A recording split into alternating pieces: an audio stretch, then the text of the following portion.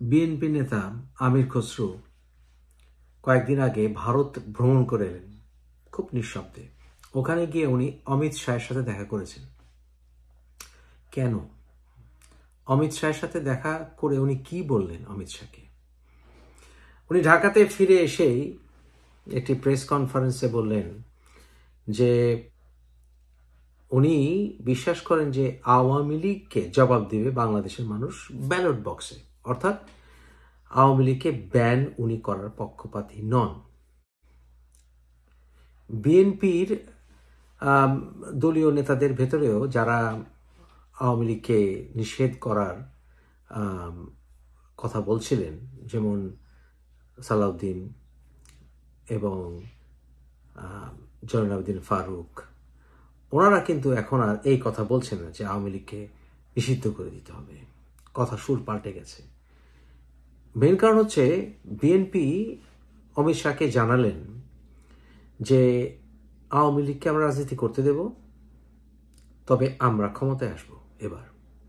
এই ব্যাপারে আপনার দ্বিমত করলে হবে না, কারণ সাধারণ জনগণ দেখতেই পাচ্ছেন যে আওয়ামী লীগের শাসনের উপরে তারা বিরক্ত, এবং আওয়ামী লীগ রিফর্ম হতে সময় লাগবে, আওয়ামী লীগ রিফর্ম হতেই হবে ইত্যাদি। এই মেসেজগুলি ওনারা দিয়ে এসছেন। এবং অপরদিকে অমিত শাহ এবং নরেন্দ্র মোদী দেখছেন যে বর্তমানে সমন্বয়কারীরা তারা জোরে সরে লেগেছে ছাত্রলীগের পরে আওয়ামী লীগকে নিষিদ্ধ করে দেওয়ার জন্য, অথবা আওয়ামী লীগকে রাজনীতি থেকে দূরে রাখার জন্য, যতক্ষণ পর্যন্ত আওয়ামী লীগের বিচার না হচ্ছে জুলাই আগস্টের জন্য।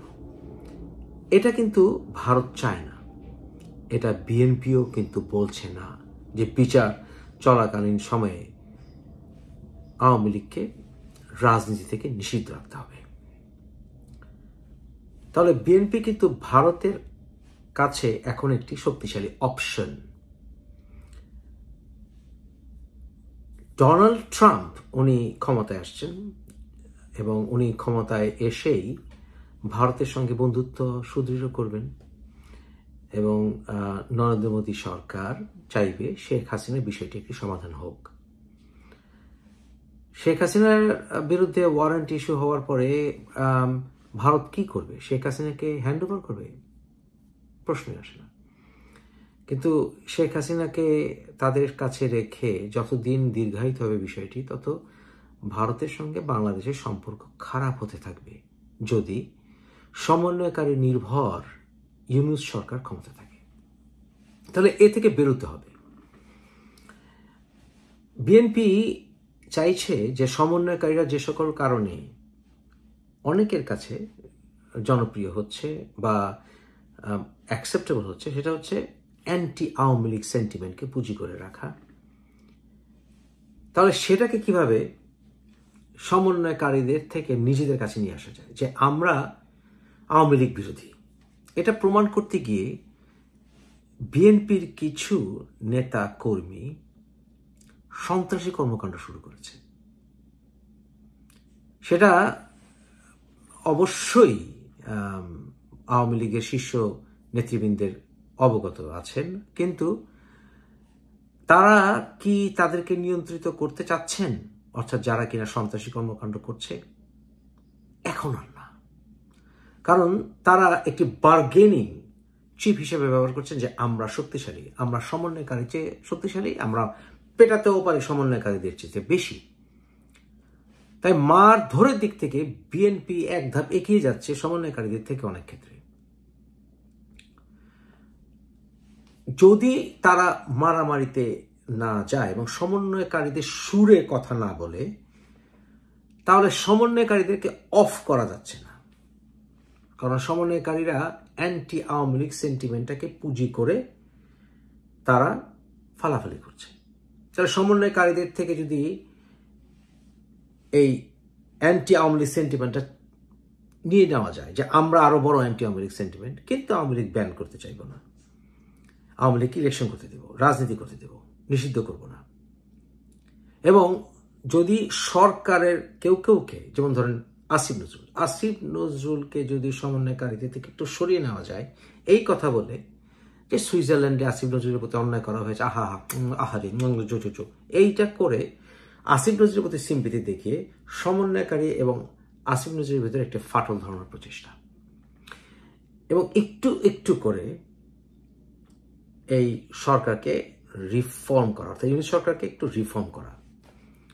এই জন্য আমরা মোস্তফা সরোয়ার ফারুকীকে দেখলাম এই উপদেষ্টা মণ্ডলীতে এলো, এবং আমরা আরো কিছু রদবদল আশা করতে পারি, এবং হচ্ছে রদবদল, কিছু রদবদল হবে, যেখানে আমরা একটু এনজিও নির্ভর সরকারটা একটু পরিবর্তন দেবো বলে মনে করি। অনেকটা ধরুন ন্যাশনাল গভর্নমেন্ট না হলেও আমরা একটি রিফর্মড ইউনিট সরকার দেখতে পারি বলে সামনে মনে করি আমি। সেটা যদি হয় তাহলে ডক্টর ইউনূস নামকস্তের হয়ে যাবে। এখন ডক্টর ইউনূসকে নামকস্তের রেখে ট্রাম্প সরকারকে অ্যাগ্রি করবে, অর্থাৎ ডক্টর ইউনূসকে একটু নিষ্ক্রিয় করে দেওয়া যায় কিনা। আমেরিকান ফরেন পলিসি সাধারণত চেঞ্জ হয় না, কিন্তু ট্রাম্প অ্যাডমিনিস্ট্রেশন বা অন্যান্য অ্যাডমিনিস্ট্রেশন, যখন একটি অ্যাডমিনিস্ট্রেশন চেঞ্জ হয় তখন কিছু সিস্টেম, কিছু আপাত পরিবর্তন দেখা যায়। যেমন আমরা বিভিন্ন ক্ষেত্রে ট্রাম্প বলেছেন ওনার ন্যাশনাল সিকিউরিটির বিভিন্ন পর্যায়ে মানুষকে চেঞ্জ করবেন, এবং ডক্টর ইউনূসকে উনি পরিবর্তিত করতে চাইবে, অর্থাৎ ডক্টর ইউনূসকে হয় নিষ্ক্রিয় করে দেওয়া অথবা ডক্টর ইউনূসকেই বদলে ফেলা। ডক্টর ইউনূসকে বদলে ফেলে সকলের গ্রহণযোগ্য কাউকে সেখানে দেওয়া যায় কিনা, বা ডক্টর ইউনূস নিজের থেকে কোন একটি কারণ দিকে সরে যায় কিনা, সেটাই সামনে দেখার বিষয়। তবে আমি মনে করি যে বিএনপি সমন্বয়কারীদেরকে বিপাকে ফেলবে, এবং সমন্বয়কারীদের সাথে বিএনপির ক্ল্যাশ বাড়বে সামনে, সেটা সমন্বয়কারীরা টের পাচ্ছে। আমরা এই দিনটি বোধহয় সামনে দেখতে পাবো। আপাতভাবে আওয়ামী লীগের সঙ্গে বিদ্বেষ বাড়লেও বিএনপি আওয়ামী লীগকে ব্যান করার কথা বলবে না। সেই ক্ষেত্রে ভারত বলবে ঠিক আছে, এতটুকু মেনে নেওয়া যায়, আওয়ামী লীগকে ইলেকশন করতে দিবে, আওয়ামী লীগকে পার্লামেন্টে নিয়ে আসবে, এবং সমন্বয়কারীরা তাদের বিরোধী হোক, এটা বিএনপি চাইবে না। সমন্বয়কারীদেরকে অফ করাতে হলে সমন্বয়কারীদের মেন আন্দোলনের যে ইস্যুগুলো, ওগুলিকে বিএনপি তাদের সাইডে নিয়ে আসবে। এই কারণে আপনারা দেখলেন যে এই যে নূর হোসেন দিবস হলো, সেখানে একজন বিএনপি নেত্রী লাঠি নিয়ে মিছিল করছেন এবং সন্ত্রাসী স্লোগান দিচ্ছেন।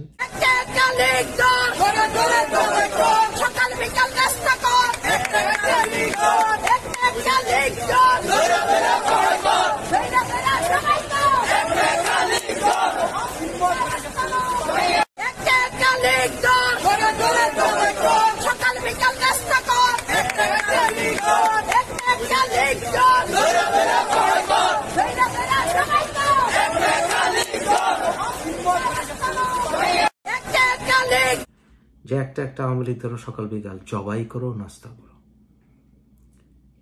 এটা কি সন্ত্রাসী কর্মকাণ্ড নয়? এবং তারপর পরই আমরা দেখলাম ছাত্র লীগের একজনকে হত্যা করা হয়েছে। তাহলে এটা কি সন্ত্রাসী কর্মকাণ্ড নয়? যে এইরকম স্লোগানের পরে বাংলাদেশে জায়গায় জায়গায় ছাত্রলীগের কর্মীদেরকে, আওয়ামী লীগের কর্মীদের উপরে আক্রমণ আরো বেড়ে গেছে। আওয়ামী লীগ অন্যায় করেছে অনেক, কিন্তু বিএনপি কি সন্ত্রাস করে তার উত্তর দেওয়ার পরিকল্পনা করছে? তাই যদি না হয়, তাহলে আমরা যদি এই নারীটিকে, যার নিয়ে আমি দুদিন আগে ভিডিও করছি, এই নারীকে যদি বহিষ্কার করা না দেখি বিএনপি থেকে, তাহলে এতক্ষণ আপনাদেরকে যা বললাম এটা সত্য বলে আমরা ধরে নিতে পারি।